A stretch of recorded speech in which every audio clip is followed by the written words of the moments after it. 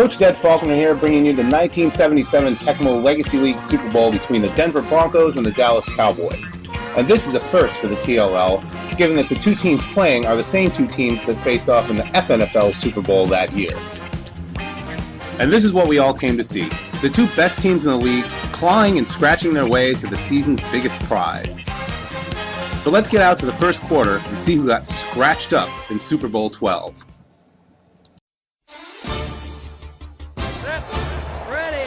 Coach Risen won the toss and elected to kick, so Coach Cheap Catch needed to get the Denver offense out to a hot start. But instead, he took a sack on the game's first play.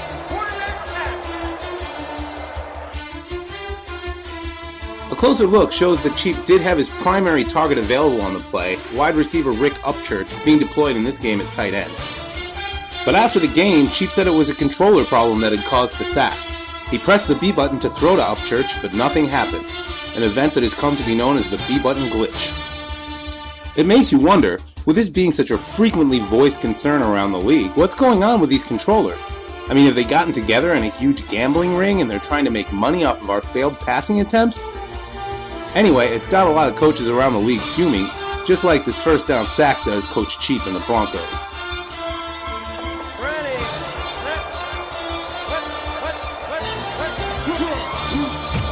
This completion from Morton to Jack Dolbin makes third down manageable.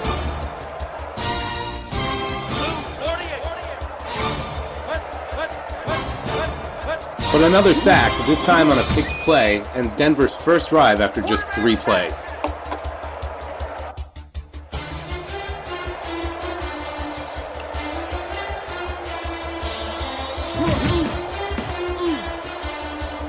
Preston Pearson may not be a star, but he's a valuable multi-purpose weapon in a diverse Dallas offense, and he gives the team good field position at their own 43 to start their first drive.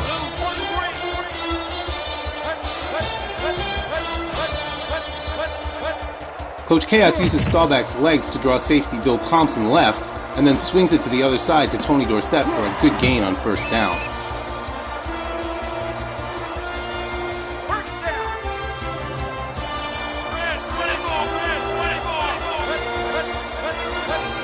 This route on the play pass was not designed to be cut short, but a little luck when you're trying for a championship never hurts.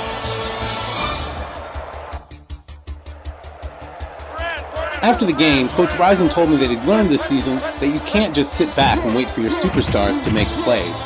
You have to make the pieces of the puzzle fit together yourself.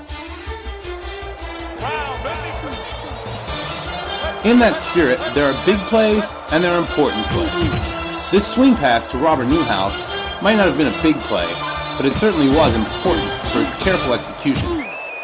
Let's take a look at why. Coach Risen rolls Roger Staubach left against the grain of the play, which sends 3 wide receivers deep right. They're all covered.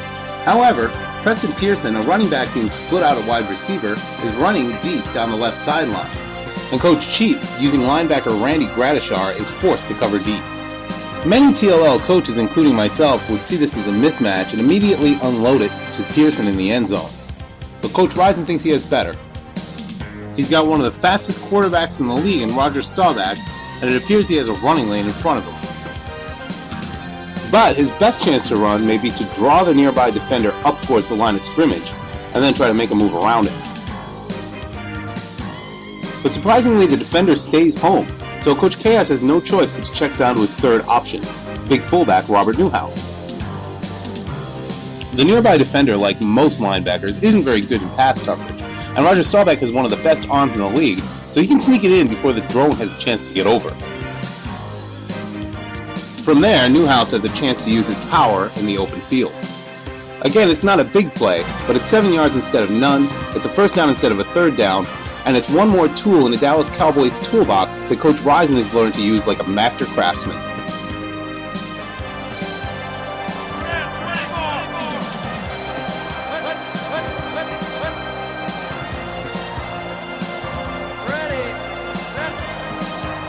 But don't call Tony Dorsett a tool.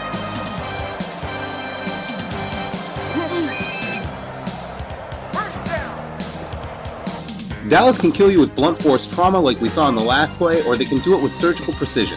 Here, Tony Dorsett slices up the Denver defense. The one-back off center is a bread and butter play in most Tecmo offenses, and it's designed to go up the middle, but in this case, Bill Thompson is in a position to make the play already. So Coach Chaos busts it outside into the open field. And now that Dorsett is isolated with the safety, he can use his speed to make the defense look silly. Not too many safeties are going to catch up to that. Here, Coach Cheap is obviously worried about Dorsett's speed and takes the wrong line to the inside with Bill Thompson, allowing Newhouse to walk into the end zone untouched. After watching a drive like that, it's easy to forget that the Denver Orange Crush is arguably the best defense in the league.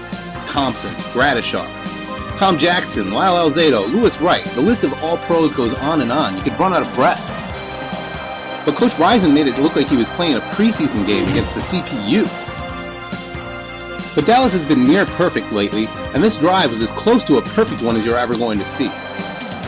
6 plays, 3 runs, 3 passes, 3 different running backs making plays on the drive. Perfect.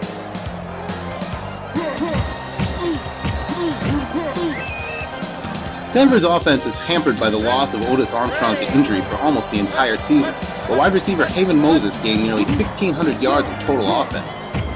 But here he goes nowhere.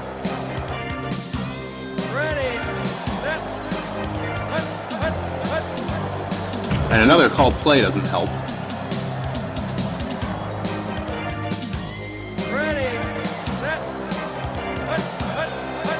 In the AFC Divisional Playoffs against my Steelers, the combination of Morton to Dolbin was a deadly jumping jackass combination, but here there's no such luck. The scoreboard through one quarter may say 7-0, but Dallas is putting a good old-fashioned country whooping on the Denver Broncos.